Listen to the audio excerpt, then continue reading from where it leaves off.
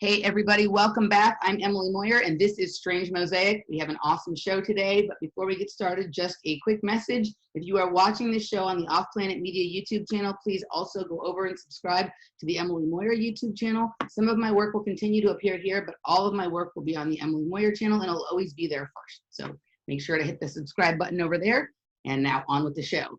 My good friend Mark Devlin is back with me. It's been quite a while since he and I have spoken, and most of the content of what we've spoken about in the past has been about the misdeeds and corruption and crazy stuff going on in music in general, but specifically the underground dance music scene. And we will get back to that pursuit deeply in the second hour. But in the first hour, I just want a good chance to catch up with my friend here, see what's going on over in England and what his perspective is on all the things going on in the world, and then also dive into his new book, his novel, the Cause and the Cure, that unfortunately, due to social circumstances, hasn't gotten as much attention as it should, and that he would have liked, and hopefully maybe now will, as people are starting to bore of all the same old COVID and racism topics, that people can get back to researching and looking into things that actually interest them. So Mark Devlin, welcome to Strange Mosaic. Nice to see you, my friend. Emily, good to be back. It's been a minute, as we just said. Good to connect with you. I always enjoy having conversations about electronic dance music with you because there aren't many hosts in the truth/alternative realm that have any kind of interest in that music and that culture. So it's always good to speak to a host that gets it. And we're on the same level with that. But yeah, 2020, what a year. I mean, none of us are having the kind of year that we expected to. We probably all had plans back in January as to what we wanted to achieve this year. And none of that has been achieved. If anyone has a 2020 calendar or diary, they might as well dash it in the bin now because it's useless. You can't make plans anymore. So yeah, it's an incredible year. As you say, I put out my first stab at allegorical fiction, The Cause and the Cure, towards the end of 2019. I just got that out before Christmas. And the intention was to spend 2020 marketing that, promoting it, doing some talks and presentations, touring the UK, maybe doing a few overseas gigs. I was due to be in the States in May of this year for an event called Seed for Growth. That didn't happen, along with everything else. So yeah, my plans were kind of scuppered in terms of being able to promote this book. And I've been sidetracked and distracted by so many things over these past few months. That's a surprise, isn't it? That sometimes I even forget that I wrote it. And over these past few weeks and months that we've been in lockdown, I've had every good intention of actually starting work on the next book, which, would you believe, is going to be volume 3 of Musical Truth.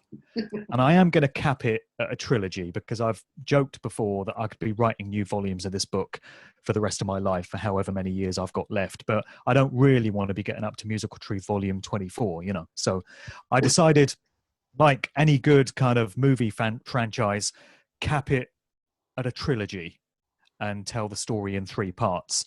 So I've got it all in my mind, what I want to put into this next book. It's all mapped out in there. And it's merely a case of just being able to focus and concentrate and finding the time to get all those words down on screen and then on the page. But I don't know about you, I've been finding it really difficult to focus and concentrate on anything these past few months. I've had a few things on my mind, and it's been the perfect opportunity for me to start work on this book because I've had the time. I lost my day job. As I said to you, I used to be a private hire driver, driving people to and from airports and such. Yeah. And that job went in February when people stopped traveling internationally, and it's not coming back. So I've had a lot of time where I could have been putting it to use in writing this book, but I've just not been able to get in the right headspace for it. So the intention is to achieve that next month in September when the kids finally go back to school, if that happens, and really knuckle down and get Musical Truth 3 written. But in the meantime, I'm still looking to market this novel as far as possible because this was a new departure for me. It's the first time I've tried my hand at this, and I took readers all the way back to 1990. So we're on the 30th anniversary of the events that happened in that book. You mentioned to me that you just finished reading it. So hopefully I took you back to a different time and space with that whole narrative. Yeah. hopefully it spoke to you in some way. Yeah, absolutely. Okay, so you just said a lot of stuff there, a lot of interesting things. First of all, like there's a part of me that feels like there won't be a need for anything more than a Musical Truth 3 anyway, because I feels like the end of music is kind of here on a certain level, right? I know what you mean, yeah. There will always be music in terms of like how we enjoy it ourselves, but in terms of like there ever being anything not only of quality being put out on an external out there level anymore, but even anything worth talking about or people worth talking about it to try and help save from the dark undertakings of it, like that's all going away too. Like I feel like it's kind of, you know, when I look at my own musical community, right, like they want to be asleep, right? They want to be asleep. And so I think right now, the last maybe group of people that we are going to be able to help with some of this stuff, right? Like there's a few stragglers coming in, and then going forward, I think our time is better spent on the pursuits that bring us spiritual growth and that bring us happiness. So I definitely look forward to seeing Musical Truth 3, because I think this last period of time that I'm imagining that you'll sort of encapsulate in it, and then also whatever like further research you've done into the past, I think will be fascinating. But I think, I don't think there's purpose to continue going on with all this stuff. Although you probably, I mean, you could literally go through almost every piece of popular music that was ever made and turn up a conspiracy underneath it. But yeah, this has been, and just by the way, for people who aren't familiar with Mark's work, because we have some, you know, new listeners and things like that. He's written Musical Truth 1 and 2, and we've done several shows together, and he's done shows with lots of other people, including just last week, you had a great interview with my good friend, Robert Phoenix. Robert's my co-host on one of my other programs, Matrix Mash, and I thought that interview was a really good sort of summary for people to understand your work and who you are and what's going on now, kind of all encapsulated into a nice, tidy hour and a half kind of thing. So people go check that out. But yeah, this year's been crazy. It has been, you know, this year had a lot of energy coming into it, right? Like you thought you were going to get out there with your book and maybe write another one. And I thought I was getting my business going, and I had stepped away from my outer job, the job I did just to make money, and decided I was going to spend this year just working on becoming able to work for myself, because I'm tired of taking orders and all of that kind of stuff. But it hasn't gone at all the way that we expected it to do. I think what was that John Lennon lyric? He says, "Life is what happens to you when you're busy making other plans." Yeah, absolutely. So isn't that the truth? I think that but the thing that I'm recognizing, because yeah, it's been difficult sometimes to concentrate. I've actually been able to be highly productive during this period of time, and I think for me, part of it was just because since I had already stepped away from my job and planned on sort of working on things within my own kind of inner sphere, that I have been able to do it, even though obviously people's financial situations have changed, which affect the people who do the kind of work that we do, and lots of stuff has changed.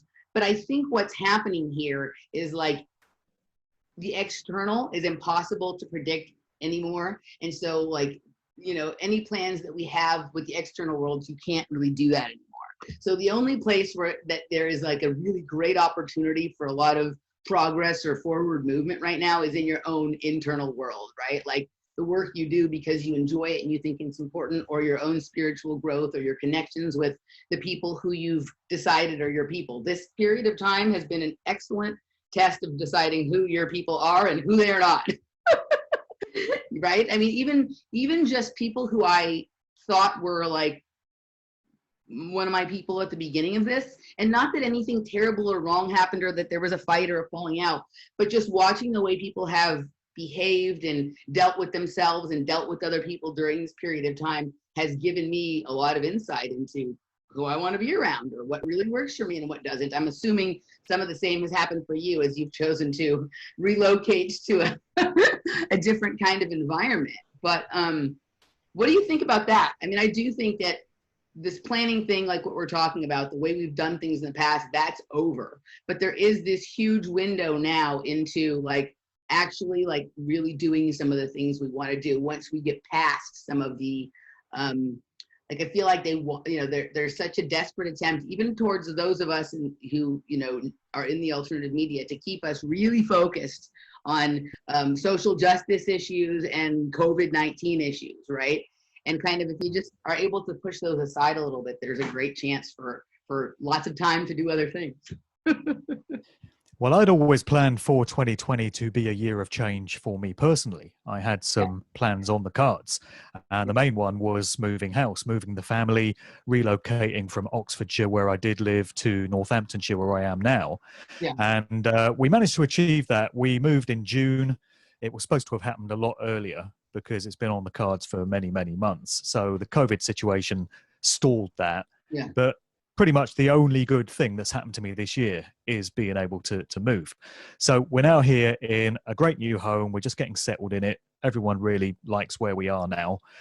We're in a very rural area, surrounded by nature, surrounded by fields. And we've had an incredible spring and summer. As I was saying to you, the weather in the UK since March has been incredible.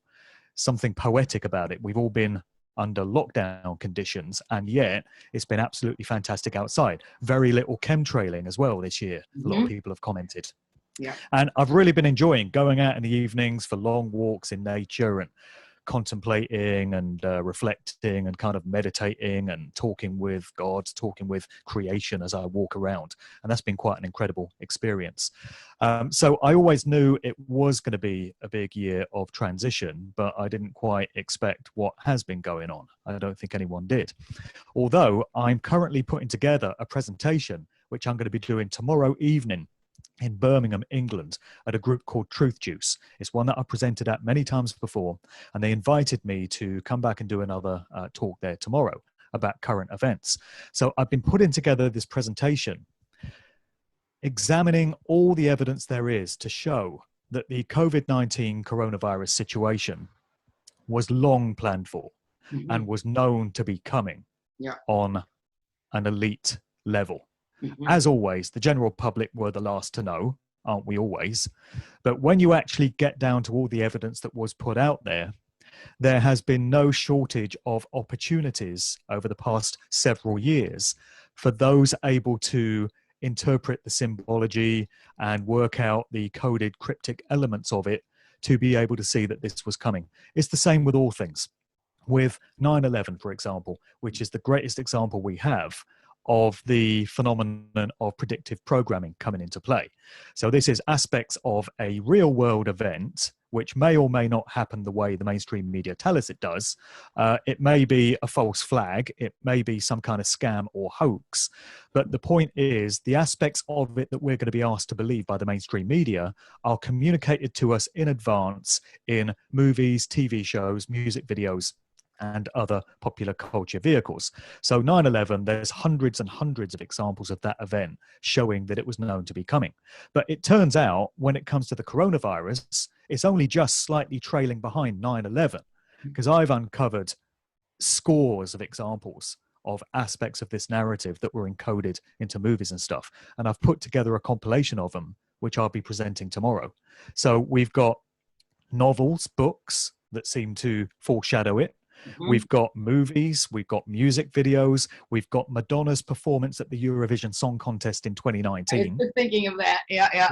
Which directly played into aspects of this whole thing that we've been asked to believe. We've got, of course, The Simpsons, of course, South Park, because those two have got previous when it comes to predicting with uncanny accuracy things that are to come. And on top of all the popular culture examples, there's also a whole load of documentation that has come to light, which shows that this event was planned for years and years in advance. Specifically, there's this document people may have heard of coming out of the Rockefeller Foundation, the Lockstep document from 2010, where they're predicting exactly the kind of scenario that we've had unloaded on us this year, this deadly pandemic and preparedness for it, and what steps would have to be taken in society to respond to it, such as isolation, quarantine, shutting down schools, shutting down businesses, social distancing, the wearing of masks. And then when it comes to masks themselves, there's loads and loads of symbolic references to that in recent times as well. There was an episode of Candid Camera that came out just a few months before this pandemic broke, where you've got these people sitting in a restaurant And supposedly they're being filmed, but they don't know that they are because it's candid camera. And the staff all come out of the kitchen and they serve them in masks. So the waitress is in masks. The chef comes out from the kitchen. He's in masks, in a mask. The manager comes out. He's in a mask. And these people who are supposedly, you know, real people are saying, oh, this makes me feel uneasy. I don't feel quite right about this. I don't like all these people in masks. This is creepy.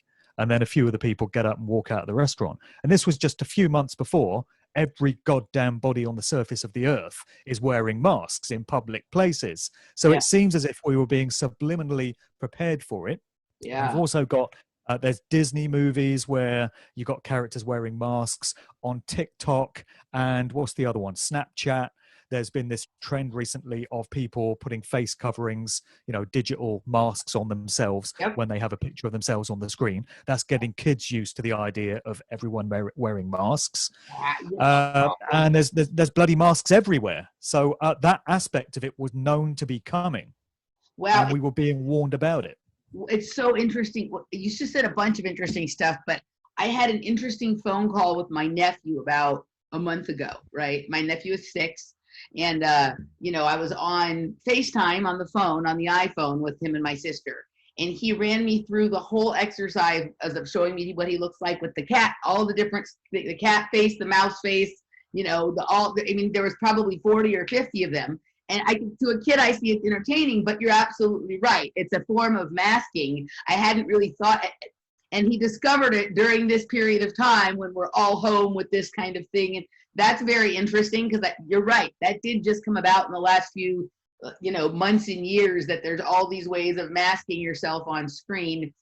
The other thing that, and I noticed this, I didn't know what it meant, but as soon as the very first week we started hearing about the virus and seeing pictures of what it looked like and whatnot, about a year and a half ago, they had added emojis to the iPhone emojis that look exactly like the coronavirus. There's also a syringe and there's also a DNA helix, right? Those things were the last group of emojis added before all of this started. That's right. Yeah. And of course, the celebrities have been playing their part in pushing forward the narrative. I mentioned Madonna. She's been tweeting about this whole thing. You've had all these pathetic, sickening, sycophantic celebrities just doing what they're told by their handlers. Lady Gaga, of course, curated this One World at Home concert back in April, where she supposedly brought together all these wrinkled old farts like Mick Jagger and you know, Paul McCartney, whoever it may be, Elton John, all these stars performing from their living room, you know, supposedly just them and their webcam, you know, and their guitar plugged into the amp and their piano. That's all it was. There wasn't really a team of engineers there. There weren't really people behind the scenes filming the whole thing, you know. So that was just to condition us round to the idea of, look, if Elton John and Paul McCartney can stay at home and self-isolate, then so can you. And Lady Gaga was the curator of that whole thing. And something I'll be mentioning in my presentation tomorrow is the irony of the fact that lockdown conditions have surely caused so many mental health issues among so many people that have just struggled to cope with the isolation, with being cut off from other people. Maybe they were getting some form of face-to-face counseling, and now they have to do it via a Zoom screen, which is just not the same as one-on-one social contact. How many suicides do we think have happened during this period that aren't being reported in the mainstream media because it's COVID? But many people we know have committed suicide through the absolute distress of this whole situation. So the irony is that Lady Gaga's mother, a lady by the name of Cynthia Germanotta, turns out to be the mental health ambassador to the United Nations. You couldn't make it up, and you don't have to. So the daughter is there curating a concert where all these stars are saying, stay at home, folks, keep safe, observe distancing, don't go out, you know, keep the virus at bay. And then Lady Gaga's mother is an ambassador for mental health, supposedly helping people cope with mental health issues. Slight conflict of interest there in my book. But, you know, it's just one of so many absurd elements of this whole thing. If you're looking for common sense, if you're looking for logic in this whole thing, it's an exercise in futility. This whole thing is not supposed to be about making sense, as we well know. But for some people, it's sure been about making dollars. They don't make sense anymore because apparently there's a coin shortage, but I don't think there's any shortage of dollars for Jeff Bezos and Costco and all of these companies that, you know, have made tons of money during this period of time, right? So it's about making dollars. This is another good point. All these corporations have got TV commercials. It's certainly the case in the UK. It's probably the case in America and everywhere else. Ever since pretty much March, when we first went into lockdown, every company you've ever heard of, every household name corporation has a TV ad saying, we're doing all we can to help you through these difficult times.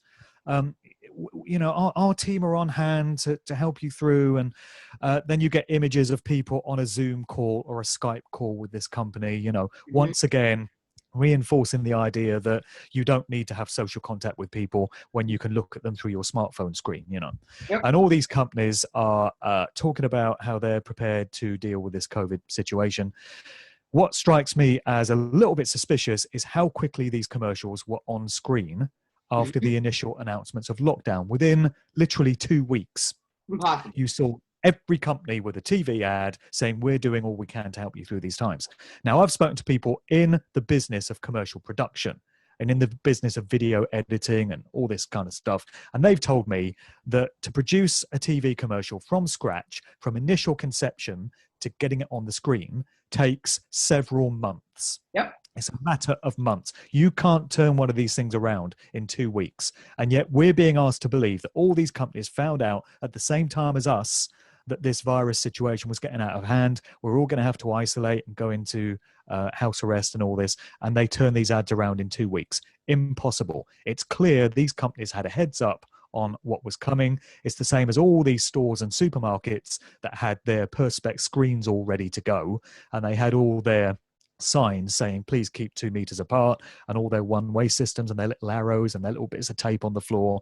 All of this would have been prepared months before it happened. So everyone knew it was coming except the general public once again. Yeah, absolutely. I mean, I spent time in Hollywood as a child myself, and I still, because I live here, know people who are in the business, obviously. And the very, very least that it ever is, from the time you shoot something till the time it gets aired, the very least be 6 to 9 months. It's usually closer to a year.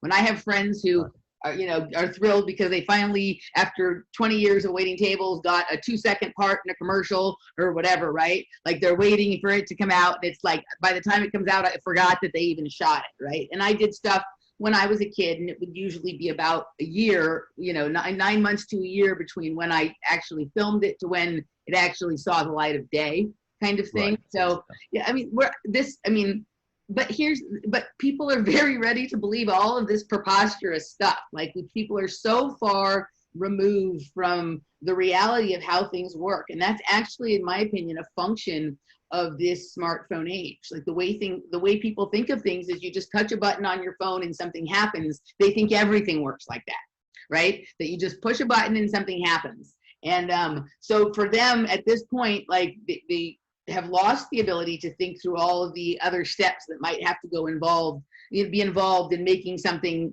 go from one state to another, right? So it's kind of interesting. I'm curious, and then we can kind of move after this and start to get into your book. But you just moved from a more urban place, Oxford, into the country. What is the difference in both the attitudes and the perceptions of the people where you're living in a more rural environment about what is going on socially? Like, are people more suspicious of the COVID and the masks? Do they believe it and they just don't feel like they have to play along as much because they're in a more rural setting? Or are they more questioning of reality than the people in the more urban environment? Because I'm here in Los Angeles, so I live in the most urbanized environment you can imagine. And, so there's not even it's very rare that unless you're in your own home, that you have space from other people to have your own thoughts, right? What about there? Yeah, I have noticed some differences. I mean, first of all, the cost of living up here is cheaper, actually, than where I used to live. Food and drink and transport and stuff like that is quite a bit cheaper when you get out into the country. The town that I was in was starting to get really big. I lived there for 18 years and it pretty much doubled in size during the time that I was there. And it was becoming a metropolis. It's probably going to be a blueprint for one of these smart cities, to be honest, the way it's going, because they're putting in all these new housing estates and all these new retail parks and all these new business parks. So I really felt it was time to get out of there. And I think I, timed it right to come to this part of the world. In terms of people's attitudes to what's been going on in society, I think where I'm living now in this particular village, people seem to be quite relaxed about it, and people don't seem to be obsessed about the mask wearing. We've just had it made mandatory, supposedly, that you have to wear a mask when you go into a shop, even though when you get down to it, these are guidelines and recommendations coming from the government rather than legislation. So it can't actually be legally enforced. They threaten you with calling the police for people that go into a shop and don't wear a mask. But the reality of that actually being forced is very, very unlikely. So people are wearing masks in shops because they have to. But I get the impression that a lot of people are just not taking this whole thing seriously. They think it's been blown out of all proportion. What you don't get around here is people getting all paranoid when you walk towards them on the pavement and they're jumping into the road to get away from you. Whereas when I go into the larger towns, to go and do my shopping, and I had to go into the town today, I notice a difference in attitudes. People are wearing masks even when they don't have to. So they're wearing masks in the street and in the park and as they walk around, and you even see some entertaining people wearing masks alone in the car. Oh, those are my favorite. they're protecting themselves from infecting themselves. But that's actually the truth. It's very sensible. That's actually the truth of this, though. My friend Jeff had a very astute observation about what was really going on a larger symbolic level when this mask obsession first began, right? And he basically said they cannot look at themselves in the mirror and face the lie they've been telling themselves, so they will gladly wear the mask, right? Have you seen the video of I wear my face mask in my car? I saw that like way back in April, and I love that. But what's hilarious is when I send it to people who like believe the line of reality, they're very offended by it, right? They think it's just so offensive. But no, it's hilarious. And whenever I see one, I start singing. I make up my own lyrics. I do as well. Yeah, I make up my own I wear lyrics. my face mask in my car so I can virtue signal to the neighborhood. And then it says so I can placate all the Karens in the park. Absolutely. I go on and on with my own. I always make up my own lyrics to songs and whatever. But I mean, I think there's a truth to that. What this is really about is how fearful people are of themselves. It isn't just fearful of other people, although they've encouraged that as well, right? But people have separated so far from their true nature that at this point they actually fear that. And the separation is so extreme that it lands people in this place that we've talked about in alternative circles for a long time, of they've basically outed themselves at this point as being NPC type people, right? Or clone type people, where there's actually no human sentience or innate thought or anything like that really going on. It's like they're running a software program. Yeah. They've been programmed like a computer. And going back to what you were saying, I've noticed a real difference between urban areas and more rural areas. So people in smaller towns and villages seem to be much more relaxed about the whole thing. They're not losing their minds. They're not paranoid. But you go into a town and you see a difference. And then you go into a city, a large urban metropolitan population, and that's where you see it the most. That's where the social engineering gets done. In the big cities with the populations all crammed in together. You must see it in LA. It's going to be the same in cities like London, and any big city around the world. You're really going to notice a concentration of the social engineering and the mind control having taken people's minds. Yeah, it's pretty, I'm very thankful and fortunate that I don't live in downtown Los Angeles where I used to live. As much as I enjoy urban activities, I live more it's still in a city, but it's a little bit more suburban. But I actually live in an area that is one of the oldest neighborhoods in the San Fernando Valley in Los Angeles. So the pieces of land are much bigger, and the neighborhoods don't have like sidewalks or street lights or whatever. It's more, this is how the houses were when they first started building here, like in the late 40s and early 50s, right? So it happens to be that on our street, we don't it really, you'd think if you were in my neighborhood, you wouldn't think you were in the middle of the city where we are. So we have like a little place where there seems to be more sanity. Our neighbors seem relatively sane. I don't see mask wearing going on in the neighborhood, right? And it's kind of, I'm just really thankful. I used to live right in the belly of the beast in downtown Los Angeles, at the very center of where both the social justice and the, branch Covidian movements, are kind of headquartered here in Los Angeles, right? So I'm thankful about that. We have a good sized yard and all of that kind of thing. And, fortunately, like you, because I've spent time cultivating friends in the alternative research community, both people who present and also just people who enjoy the material, I have and a lot of them happen to live here in Southern California. I have enough of a social group that, to the extent, unless I want to go out to eat or go to a shop or whatever, I can insulate myself to a certain degree from some of the nonsense, which a lot of other people in Los Angeles can't do. But no, I mean, I absolutely agree with you on the various levels of, I've traveled a little bit during this time, and when you're kind of out in the middle of nowhere, nobody gives a shit about the mask. And then as you start to approach civilization, you can feel the tension building and building and building. And when you're downtown, it's crazy. There's more of a uniformity in cities, isn't there? A group think, a hive mentality. And the social engineers must love it when they draw up their plans and they predict how populations are going to react to certain situations, and they implement them. They sit back and observe, and people behave in exactly the way they knew they would. And we're seeing this everywhere.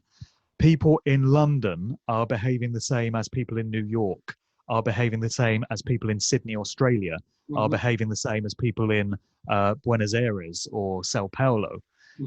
It's a human thing. It's the human psyche. It's the way human consciousness works. It's regardless of location. And the social scientists and the anthropologists and the psychologists who predict how people are going to react have a very good handle on the human condition and how it does respond to certain stimuli. I have a question, because I'm just having a thought as we're having this conversation. I just kind of connected a dot I hadn't quite connected before. In the city that you just moved out of, are there starting to pop up a lot of these situations where there's like businesses on the bottom floor and lofts or apartments or things like that on the top? Well, the town that I was in wasn't really big enough for that. That's certainly happening in some of the largest cities in the UK, gentrification, New York style, So what I'm like kind of just having the clarity of right now is that, obviously in very dense urban cities like New York and London and places like that, that has always existed, that there'd be some shops on the bottom and then apartments up top. But you're starting to see it now in more places like here, Los Angeles, there's a lot of space. So you don't really need there to be that kind of compaction. And same with other cities like Houston and Austin and just cities that are Phoenix and whatnot, right? But you're starting to see that in those places anyway, right? This sort of thing where it's like you have your Starbucks and, all your, sort of most of them chain shops or whatever on the bottom floor, and then people living kind of up top. And it seems that's a phenomenon that really started here in the early 2000s and has now become very complete. And if you really think about it, this has been the most massive period of that kind of mind control from like, even though obviously the social engineering started in the 50s and 60s at maybe even earlier, right? Like there's really been a vast leap over the last 20 years that there hasn't been in the times before that. And that's one of the things, right? Like you have this people living on top of this corporate currency generating machine, right? That just sort of kind of binds all of that stuff together. And that is one of the unifying principles now between these massive metropolises we've always known and these smaller cities that are starting to become that, is that style of living. Whether it's necessary or not, people are doing it. Yeah. It feels like they've been softening us up for some time for what's happening right now. There's been a long period of getting us ready for it. I mean, my mom often says to me, I don't recognize this world. I don't know this world. This wasn't the world I grew up in. And I say, Mum, I don't recognize this world. This world has changed since I was a teenager or a young man. Society has changed beyond all recognition over the course of the last 20 odd years. And that will all be by design. And a lot of social engineering has taken place. As I say, it's all been done subtly and covertly and subliminally. So nobody or very few people would be consciously aware that it's actually taken place. It wouldn't be a very successful program if people were aware of it. But people behave in certain ways and they accept certain norms and they just live their life in a certain way because they've been conditioned and entrained to just think of that as the way it's done. It's just how people live. But I think one thing that has certainly happened is males have been emasculated big time over the past generation or so. And I think that will have been, again, on purpose, ready for the kind of times that we're living in now. What would be the control system's worst nightmare in this COVID narrative where they're trying to lock everyone down, they're trying to take away our rights and freedoms, they're trying to impose ridiculous things like mask wearing on us against our will? Their worst nightmare would be an army of real men motivated by truth and freedom and a recognition of what rights are, standing up, unified in their mass numbers and saying, we're not having this, we're not complying with this tyranny. We're going to put this tyranny down because this is immoral and it's against natural law, it's against rights, it's against freedoms. But we're not getting that. And a comment that I've had so many times in correspondence that's been sent to me over the past few months is, where have all the real men gone? Where are they? There's no kind of uprising at all. I was out today and I saw big, strapping, physically fit men, tattoos, shaven heads, jewelry, all the rest of it, but they're wearing masks. Great big stocky tattooed guys that look like they're rugby players or something, and they're walking around in a mask because they've been told to. So they're either just meekly, obediently complying because they think when the government says jump, you ask how high, or they've bought the lie that there's this deadly contagion around and if they don't wear a mask, they could die. But these are exactly the kind of people who in previous generations would have risen up, would have taken on that responsibility, would have represented the rest of the community, would have come together in their mass numbers and would have resisted and pushed back against what's being done to us. But we don't have that. There are no real men, or very few real men, because of the way they're being conditioned generationally to think of themselves and their place in the world, and just to think of what life is and what government is. You know what's crazy? Like, one of the things that has been really interesting, here for sure, but I'm sure there, is during this period, like, you're 100% right, and I'm now wondering if they did this intentionally just to test to see how well their emasculation program had worked. One would think that having taken away the ability to watch sports, play sports, go to games, which is where men have been mistakenly putting their tribalistic and their testosterone impulses for the past half a century, that with that being gone, some of this desire for like tribalism or defending their family or being, would come back to where it should be, but it hasn't.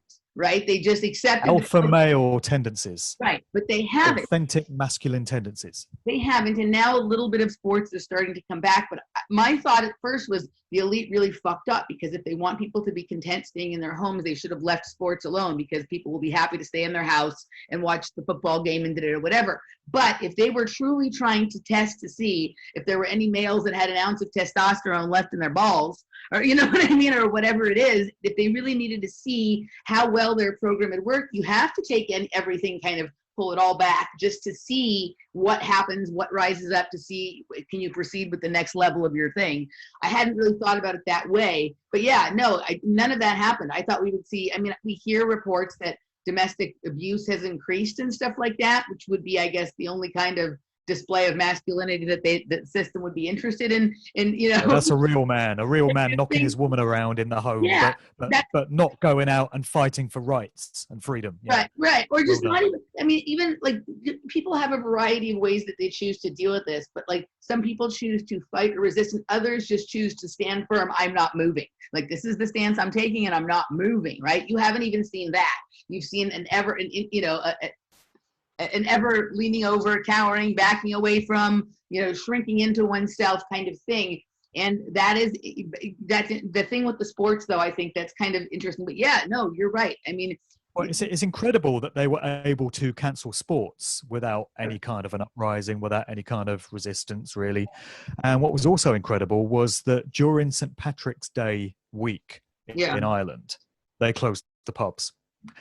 The Irish government announced all pubs are going to close. I think it was on the eve of St. Patrick's Day. Now, if they tried that shit 30 years ago, there really would have been a revolution in the streets. Yeah. And Irish people, they like a drink. Come on, we all know this. Yeah. And if that right and that pleasure in their lives was taken away from them for no good reason a generation ago, they would have had something to say about it. But in 2020, not so much as a murmur. Everyone just put up with it. Same with the sports games being cancelled. So this has obviously been a long time in the planning. And a lot of people think that male hormones have been messed with, that there's traces of estrogen getting into the food chain, getting into the water, and it's been slowly feminizing men on a genetic level. It's been messing around with their hormones. And then the reverse has been happening. Females have been absorbing testosterone through different methods. And there's been a blurring of the genders and a dumbing down of those tendencies for each gender, and I'm sure that's a process that's been happening over many years. But the social engineers, the architects of this must have been very confident with where they'd got everyone to pull stunts like this, to cancel football games. They must have known that there would be no kind of trouble, no kind of uprising. Same thing with closing the pubs. They knew they got everyone right where they wanted them. They knew that they'd prepared society for this on a gradual basis over many, many years. And they must be patting themselves on the back and congratulating each other on a job well done when they observed the results of their little social experiment. Yeah, if it wasn't so gross, it would be humorous. But do you think that all of these, like, we've gone through, like, for many, many years now, these various levels, like we had serial killers, and then we had school shooters, and then we had terrorists, and then we had whatever, right? Like, kind of thing. Do you think that, like, it was always designed to go to this place where it got to pandemics, or that those ones didn't quite work as well as they thought to scare people, so they kept having to try another one and another kind and a different kind, and finally when they tried the pandemic, all the pieces came together? Which do you think it is? Well, they really have thrown everything they've got at us all at once, haven't they? It's like they've thrown the entire textbook at us. And this COVID narrative ticks so many boxes on the New World Order Agenda 2030 tick list, wish list. So many things they've wanted to achieve for so long. So I think it was always in the planning to drop this stunt on us. It was probably always in the planning to do it in 2020 as well, because there's lots of poetic little hindsight is 2020, right? Yeah. I mean, one is when you think back to the Georgia Guidestones and you think of that inscription where they're talking about maintaining humanity in perpetual balance with nature, and they talk about reducing the world's population to 500 million, which is a reduction of something like 6.5 billion from the people we currently have. Well, the Georgia Guidestones were unveiled on the 22nd of March, 1980. So that was 40 years ago.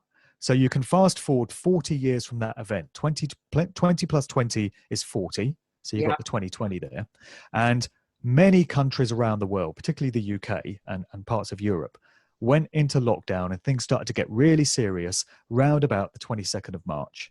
And a lot of these events take place around about that time of year. It's in line with the spring equinox. It's the start of this 40-day period leading up to May Day, Beltane, Walpurgisnacht, the 1st of May. Yeah. And a lot of these events are done according to the occult calendar. Yeah. Many events of major world significance kick off around about March. So it's interesting that we've got the 40th anniversary of the Georgia Guidestones there, and clearly an aspect of this agenda involves reducing the world's population, not just through COVID, but through suicides and all these other fallout aspects of this thing. So yeah, it seems that they do go through phases. So we had the ISIS false flag terror phase. Right. So a few years ago, I remember there was one summer, what was it, 2015 or 2016, where every week there was one of these ridiculous, absurd events all over Europe. Yeah. Paris, then Berlin, then Munich, then Nice. And it was completely predictable and so transparent in terms of what they did with each one. And people were taking it apart within minutes in fine forensic detail because it was just so bloody obvious that these things were put up jobs and there were scams. And there was all this paranoia about ISIS, this dastardly jihadi terrorist group, and nobody's safe from them and they'll stop at nothing. Well, it seems they have stopped now because we haven't heard much from them over the past couple of years, have we? Wouldn't you think that COVID-19 will be the perfect smokescreen for them to carry out some of their dastardly terror attacks under, while everybody's at home and paranoid and quaking in fear behind their masks? They could be achieving all kinds of things all over the world. You know, all these government buildings, all these targets that they could be bombing and attacking, that they're not being watched properly and nobody's there. You know, perfect opportunity, but they don't do this. And of course it's obvious why, because ISIS was aspects of the intelligence services. It was aspects of the government of the various countries that were pulling off these stunts, and they've moved on now to something different. They're putting all their energy into the COVID coronavirus thing with a little bit of a diversion for the Antifa Black Lives Matter George Floyd event, you know, but that was just a little sideshow. And so that's where we're at now. We've moved through these different phases, and at this stage in the game, it's all about the pandemic. And also, it's interesting what you touched on earlier, because I spoke about this on the show with Robert Phoenix the other week, where we were talking about music genres and music styles and trends and movements and fads and scenes. And I made the point to Robert that I'm hard pressed to be able to think of any kind of discernible, easily identifiable fad, trend, movement, scene within music in the past 15 years. Certainly 10 years, probably 15, maybe even 20. You know, you go back to the 80s and the 90s. You had punk, you had new wave, you had heavy rock, you had the new romantics, you had acid house, you had hip hop, you had drum and bass, you had jungle, you had ragga dancehall, all these different genres. They all came with their own style, their own form of dress, their own lingo, their own cultural aspects. You could tell what scene somebody was into from the way they spoke and the way they looked. But since 2000, where has all that been? There have been no genres. There have been no scenes. I feel for young kids now growing up, and they're looking for some music to latch onto that's the soundtrack to their youth, because there's nothing discernible out there. It's all just completely bland. It's all just completely formulaic, and there's just nothing going on. And so I was speculating with Robert as to whether they're actually done with music now. Yeah. And that they're done with entertainment to a very large degree. They've been using music, the sound frequencies, the videos, the artwork, the live shows. They've been using symbolism in Hollywood movies. They've been using video games, all these different aspects of culture to program young people. Seems to me like they may have reached a point where they feel it's a good job done. Yep. They've got everyone where they want them. They've embedded all that symbolism and all those occult sigils and stuff in people's subconscious, and now they're moving on to other things. Yeah, it's like music is a done deal now. I think you're right. The only discernible, and it was small because it was within the scene, music trend that I became aware of, and I became aware of it about 4 or 5 years ago, and it was terrible, and it was appropriately named. It was called trap music, right? Like that's it literally is the worst version of any kind of electronic music I'd ever heard. And these are like what the kids were listening to. That's a good 10, 12 years old now, trap, Okay, right. 15 years maybe.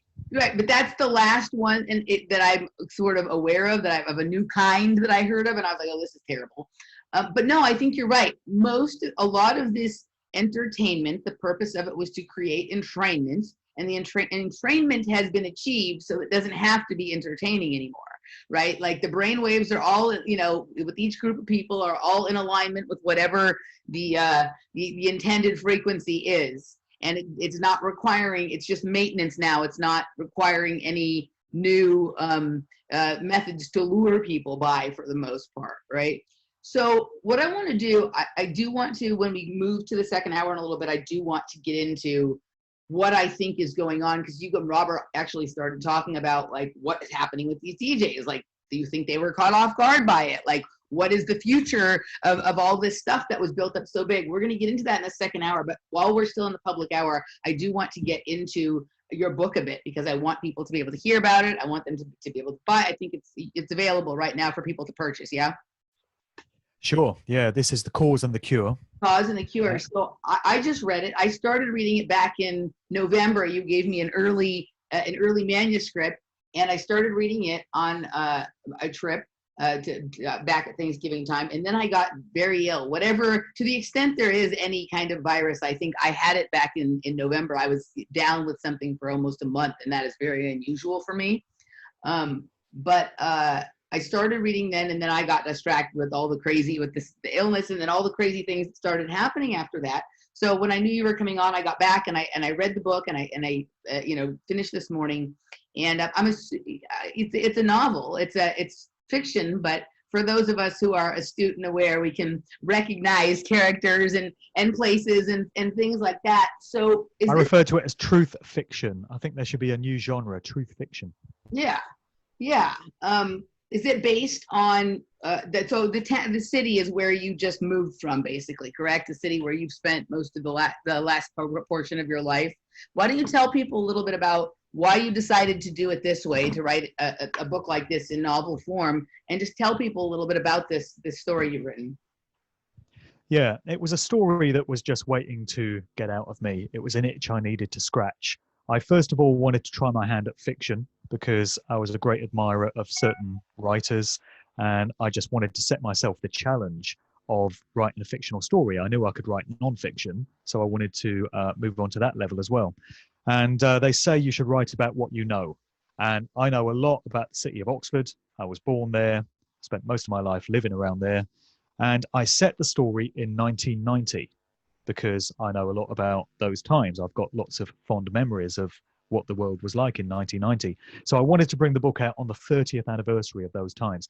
And part of the job was to show just how much society and culture has changed in 30 years, which is not that long of a time in the overall scheme of things.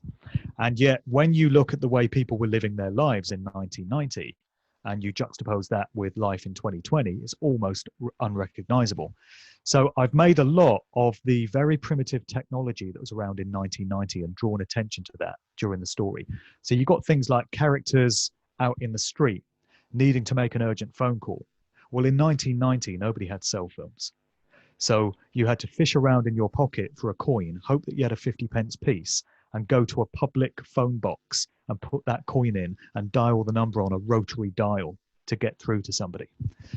It was the very early days of mobile phones, but they were the size of a house brick. Yeah. They had a great big antenna at the top. They were really heavy and bulky. And the battery lasted about 20 minutes before you had to put it back in the charging dock. So I've made reference to that. The story is set to a very large extent in a radio station. And that's based on personal experience, because I worked at a radio station called Fox FM in Oxford from 1990. It was like my first induction into the music industry as an intern. And I stayed there till 1996. And the way things were done on the radio station at the time was making use of the technology that was there then. So everything was done in analog. This was a pre-digital era. It was the last days of analog, actually, before digital came in the mid-90s. So back in 1990, you had reels of tape. Nothing was done on computer. Everything was recorded onto tape. When on a radio station, you would hear the jingles, the ads, the weather, the news intro. They were all on loops of tape inside plastic cartridges, which you would load into machines like tape machines and press a button. And this loop of tape would just go round and round playing the jingle. DJs still played music off of vinyl on daytime radio. Imagine that. You would have the drive time presenter queuing up a piece of 7-inch vinyl and spinning it back and then pressing the start button to play the song. So it was partly a nostalgic journey back to these lost times, which I have very fond memories of. But then when you get beyond those elements of the story, I've loaded it with symbolism, I've loaded it with allegory, and I've loaded it with kind of spiritual teachings and truths. And that's a great thing about fiction, because when you're writing non-fiction, you have to provide citations and references for everything, because you make any kind of statement that somebody takes issue with, and they'll want to pull you up on it and say, that's incorrect. Where did you get that from? It's not that, it's this. Show me where the source was for that claim.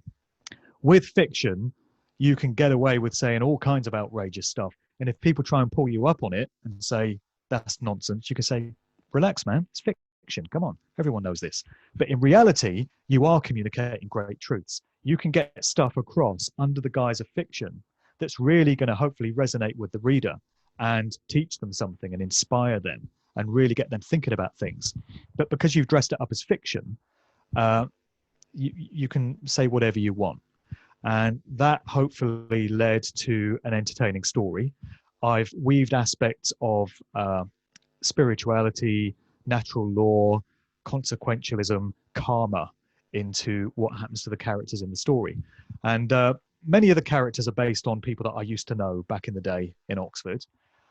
They are all original creations, but they've got some of the mannerisms and some of the idiosyncrasies of people that I knew. And I've even got a little cameo in the story for myself, or a couple of cameos actually, Alfred Hitchcock style. So I've kind of put myself into the story. And I think it can be read on many different levels. So I've often said this about the book.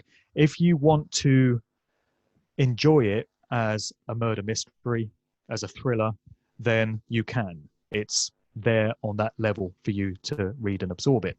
But if you want to go a few levels below that, it's like peeling away the layers on an onion. Yeah. You get another layer underneath, and then you peel that layer away and you realize there's something lying underneath that still. So truth seekers and students of the occult and people that like esoteric subject matter are going to find stuff below the surface narrative. So forgetting that it's a murder mystery thriller, you can find all kinds of stuff being communicated on different levels in coded cryptic form, I feel. And I was inspired in that process by the likes of Stanley Kubrick and many of these great film directors that encoded great truths into their films. And I've given the example many times of The Shining, Stanley Kubrick's treatment of the Stephen King story. I've watched so many analysis documentaries of The Shining, and I've seen at least 5 or 6 different interpretations of what that movie is really all about. Yeah. Forget that it's this guy that goes a bit crazy in the Overlook Hotel from the isolation, and he gets murderous and chases his family with an axe and tries to kill them. That's the surface narrative.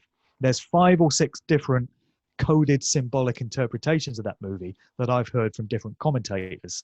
And it's a work of genius on the part of Kubrick that he was able to put so much into that movie, hidden below the surface, where you have to really go digging to find it. And I thought, if I can achieve only a fraction of that process with this book, I'll be very happy with the results. So that's what I attempted with it. I am pretty happy with how it turned out. Yeah. But ultimately, it's down to readers as to what they take away from it. Yeah. So first of all, I think you did do a good job. There was obviously a lot of the kind of ideas and material and storylines are things that I'm very familiar with, but there was a few little unexpected twists in there that I didn't even see coming that were what you're talking about here. And I guess right now, as I'm listening to you describe it, what I'm kind of thinking of, do you know who Robert Anton Wilson is? Yeah, sure. Right. So one of the things he talks about is this idea, and I think others have too, but I think his description of it is best, what he calls chapel perilous. When you get to this space where you discover that the world isn't what you think it is, right? Like you're on this precipice, and how each person handles it sort of, determines what level of, because he has this idea about, a lot of his work was based around trying to figure out what the Illuminati was and if it existed or not. And he kind of came to this place that it's sort of this nebulous thing that is an idea for some people, but a reality for others, sort of based on the decisions you make when you find yourself at Chapel Perilous, right? And so in hindsight now, looking at the book, like each character sort of walked up to the window, right, of Chapel Perilous, or each of the main characters, and each had a different sort of response as to how they were going to deal with it, and ultimately each sort of, in their own way, had to deal with the karma that the decision that they had made generated. So good job on that. It's an entertaining read. Things have been crazy for me, so I found myself like needing to read it fairly quickly, and I was able to. It was not challenging to just sit there and read 50 pages, 60 pages at a time, where some books, it's like, even if they're good, you can only read 20 or 30 at a time. So guys, it's an entertaining read. I think it's also like, if you have one of those friends who they're like not asleep, they're like asleep, but like they've been around you long enough to recognize that there's some level of cohesiveness to the stuff you're telling them or the narrative you're telling them, but they haven't been able to sort of put it out, arrange it all in a way that makes sense for themselves. A story like this sort of weaves together some of how this stuff happens. I'm assuming that you're the kid that used to go buy tapes that had been recorded from the satellite of right, of the BBC or whatever, the recordings of the music you couldn't get when you were living. That was your first cameo appearance, I'm guessing. No, actually, that character, that's Drew, who is the cousin of Verity Hunter. This is another thing about the characters. They all have coded names, with very few exceptions. Wasn't there a kid who came in just to buy? Drew was the guy who was doing it, right? Yep. There was a kid that came in to buy cassettes from him. Yeah. That he'd take off the radio because he had an antenna that could pick up all the London radio stations. And this was a very real thing in Oxford. Yeah. There was, cassettes of radio shows were like currency. Yeah. Because back in those days, if you lived in Oxford, you couldn't pick up all the London radio stations, all the pirates. And so people would tape them and sell the tapes. No, that wasn't me. I appear elsewhere in the story. But yeah, all the characters have coded names. Yeah. So some are very obvious. Yeah. The lead female character, and this is a thing, I wanted to set myself the challenge of having 2 principal female characters, because I thought it'd be the easiest thing in the world for me to have male characters, for them all to be male. I wanted to give myself the challenge of trying to get into a female mindset and just trying to think from the point of view of a woman, the best I could. And so the central character is Verity Hunter. Yeah. And of course, Verity is derived from verite, veritas, the Latin truth. Yeah. And then Hunter means seeker, so she's a truth seeker. And then you've got a police constable, a woman police constable by the name of May Pierce. Yeah. And the reasoning behind her name is May means possibility, something may happen. Yeah. And Pierce is as in piercing the veil of illusion and seeing what lies beneath. So she's someone that may pierce that veil. She has the potential to become a truth seeker and to embrace that process. The question is, will she? Yeah. So I've kind of juxtaposed those 2 female characters' situations. So Verity is a radio news reporter, and during the course of the story, she comes to realize that the world is nothing like she thought it was. And meanwhile, you've got May Pierce, and through her experiences in the police, she's coming to these same difficult realizations, and they're both going through this truth-seeking process. And towards the end of the story, they kind of come together and, start an alliance. So I've used the city of Oxford as a microcosm for the world in general. So everything that happens in the city of Oxford is representative of what happens in the world. And so you've got this secret society organization, which I've simply called the Order. And Verity and May and the other characters, Keith, come to realize that anyone of any kind of standing or significance in Oxford, it can be the head of news or the managing director at the radio station, it can be the head of police, the chief superintendent, it can be judges, it can be university lecturers, dons, professors. They all have affiliations to this order, this mystery school secret society. And of course, that's the way it is in the world. That's the way the world operates. And all of this happens within the confines of Oxford. And so I used the city scape and all the locations to tell the story. And that drew on my knowledge of the city. And it's a fascinating city to get into because Oxford is basically Illuminati Central in the United Kingdom. Yeah. You've got Oxford and Cambridge University for the benefit of listeners outside of England. And they're kind of like Harvard and Yale in England. They're the two elite principal universities, and they're the breeding ground for all these elite types. That's where all the politicians and all the business leaders and all the aristocrats go to get their training, to get their indoctrination. So Oxford churns all of these people out. I mean, Bill Clinton studied at Oxford, Osama bin Laden studied at Oxford, countless politicians. I mean, you know, David Cameron, Boris Johnson studied there. So many famous authors have come out of there, famous actors. So Oxford is a great place to base a story like this, where you've got aspects of the occult, you've got aspects of esoteric teachings. And so I had a field day making use of the locations in the city. And all the locations that I mentioned are very real places. And I've suggested in the book that there could be the Cause and the Cure tour, where if somebody wanted a fascinating weekend in Oxford, they could actually go around all the places that I mentioned in the story and see them for themselves and absorb the atmosphere of these places. So I hope that brought an element of realism to it. And the other aspect of the story, which I hope you would have found of interest, is that there's a subplot running beneath the narrative, which when you take away the murder mystery element of it and even the occult and esoteric aspects of it, you have a subplot involved with the very early days of the acid house rave scene in the UK. So summer 1990 was a big time for all these open air raves that took place pretty much around the M25, the London Orbital Motorway, in fields and various remote locations around the M25. That's where the group Orbital got their name from, that came through with time in 1990, the London Orbital Motorway. So you've got a couple of these characters who are very much entrenched in the acid house rave scene in its very early days. And with that, you have, of course, ecstasy culture, MDMA, as I documented in Musical Truth Volume 2, from a studious kind of perspective, just researching the whole thing. This is a fictional representation of that, but where you found electronic dance music and these kids getting together under strobe lights to dance until the sun came up, you found ecstasy pills in unending supply. And in the book, I've suggested that this supply of pills was coming through the government intelligence services, which it actually was, by the by.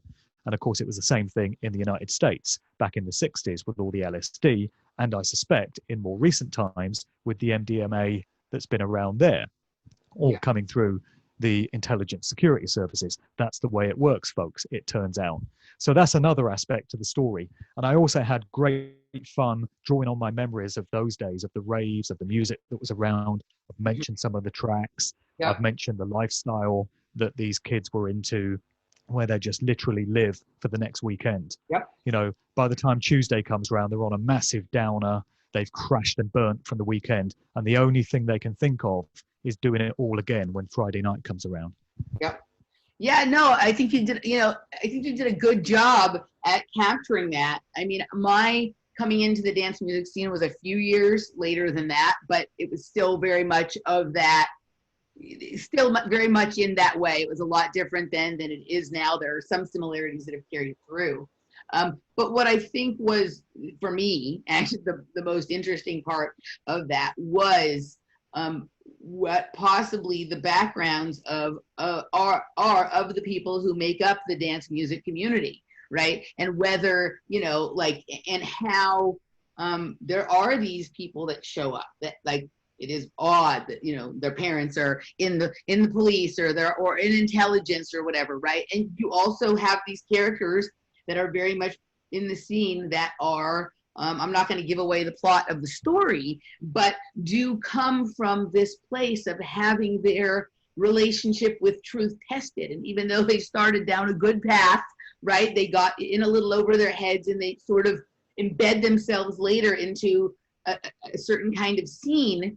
I mean, I know for myself that some of my awarenesses of what's going on in the world and led me to the interests that I have were seated in a very weird way in the dance music culture. Both the biggest loads of bullshit, I believe, and the biggest pieces of truth I came to believe kind of were all seated in the same place, right? And that's very much, in my opinion, the obvious signs of a telltale intelligence operation, right? And it's just the different ways that the people who are exposed to that deal with it. And also the way that, like, whether it's done, because in some cases it's done very methodically and intentionally, and other ways you don't have to, other times you don't have to.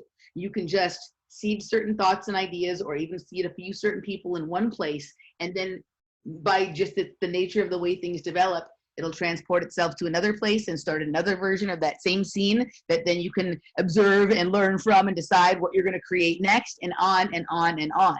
You know what I mean? Like, it's kind of, and you know, that sort of is alluded to towards the end of the book with who shows up where at the very last scene, right? And so I think that we've been experiencing this kind of thing, that like some of these things are intentionally created and others just sort of seem to spring up magically on their own, but then are harvested into another creation and another kind of thing. And it's very true. Like, what we take as our enjoyment and our entertainment is very much a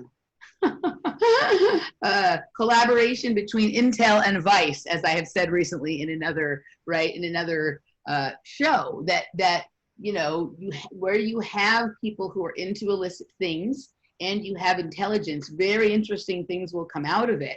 You know what I mean? But there will always be, if you're willing to look, the fingerprints left behind of what went on there. It's not hard to track.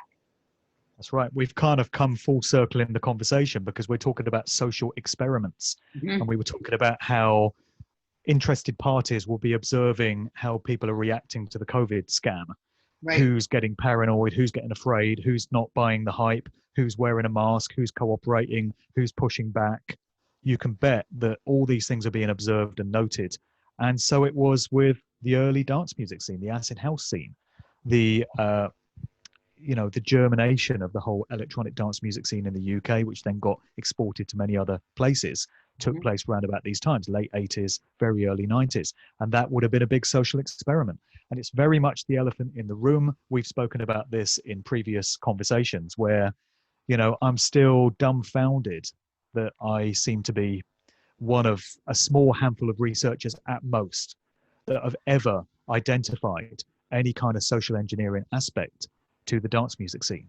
It seems absolutely everyone else, including DJs, producers, promoters, people that were a part of the scene, unless they're in denial or unless they've got an ulterior motive for not letting on, everyone seems to think that this was some organic grassroots thing that just evolved. It's just this wonderful thing. It just happened that way. And that's just the mythos of the whole thing. You know, nobody seems to acknowledge that there were controlled aspects to it.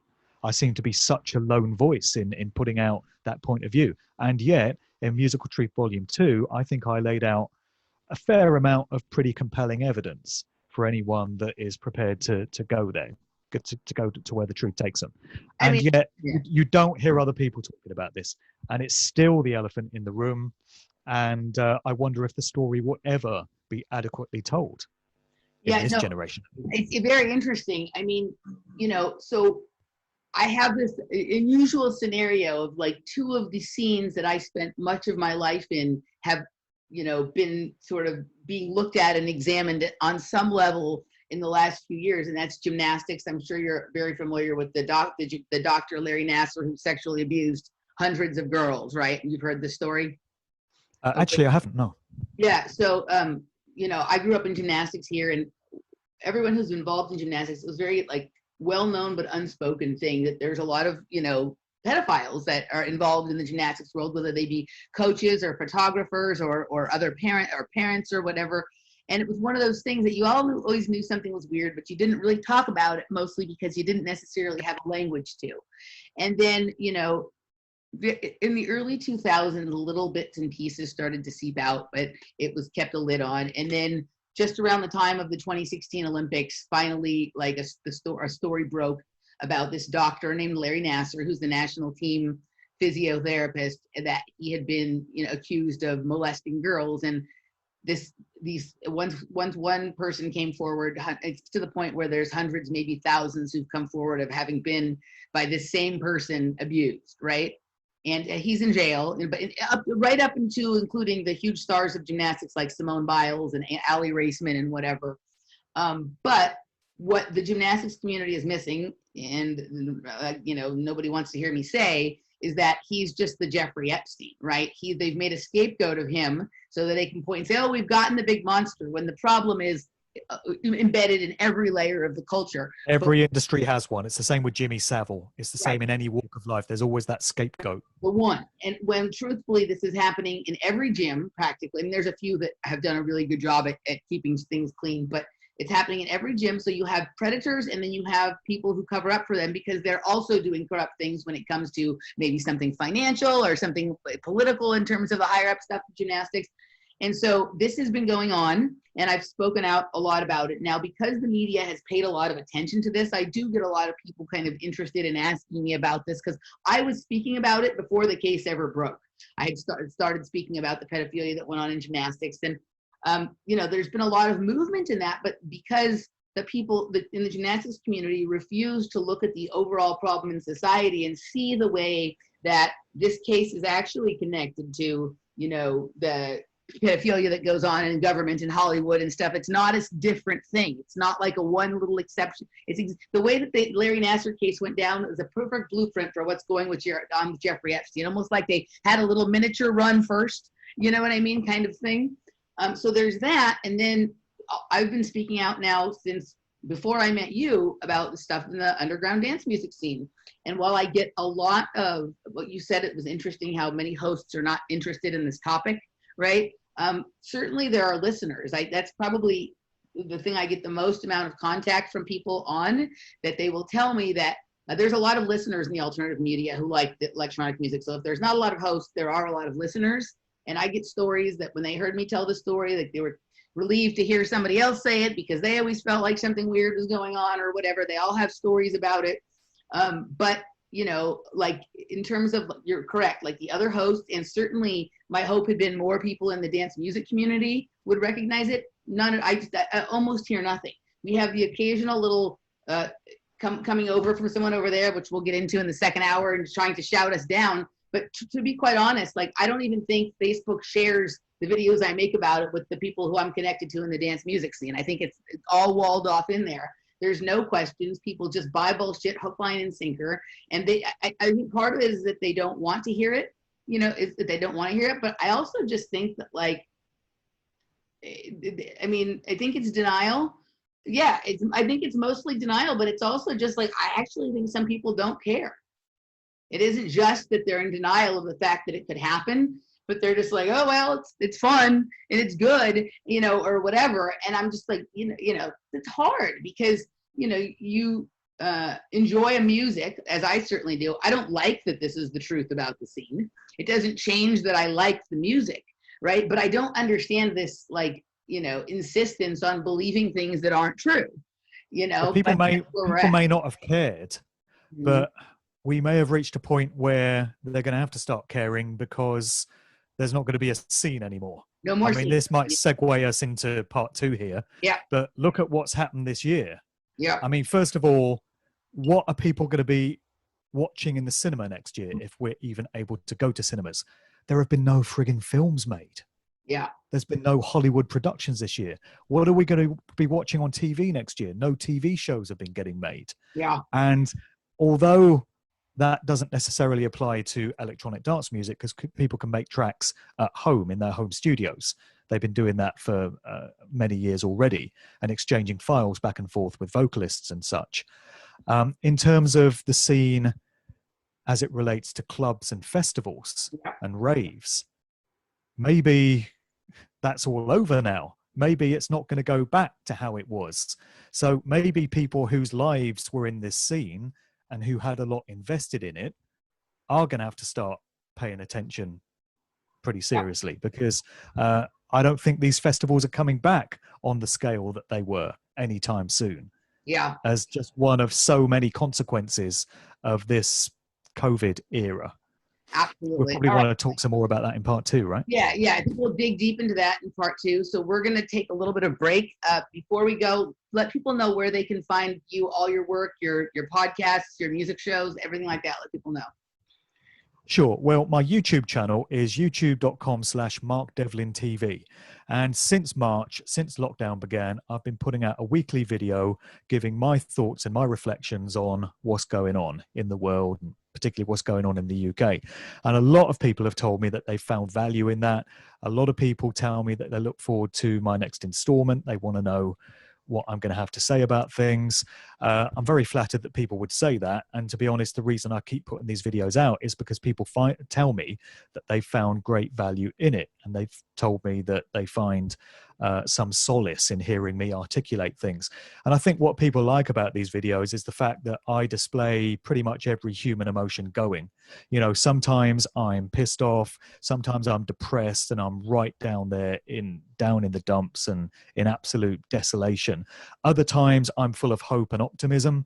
Other times I'm fired up and I'm ready for a fight.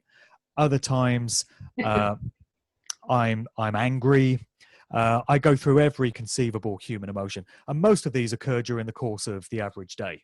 So I can go from deeply depressed to high on hope in the course of the average day. And so I channel all that into my videos, and people tell me that they enjoy those. So you can find all those on my channel. All my interviews are up on there as well, all my podcast appearances and all my Good Vibrations shows. That's at Mark Devlin TV on YouTube.